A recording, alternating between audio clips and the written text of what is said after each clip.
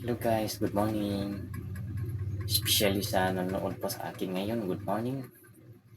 May pakita ko sa inyo guys kung anong klaseng hayop to guys.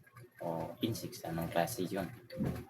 Paki-comment na lang po sa ibaba kung ano po ito. Natatakot ako guys. Tingin sa itaas guys, tingnan nyo guys.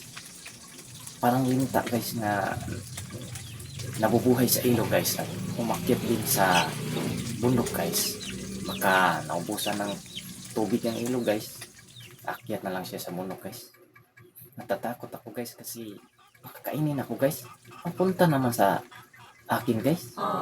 Makakainin ako guys. Tingnan nyo guys ah. Ang takot pala. Papunta naman sa akin. Makakain ako.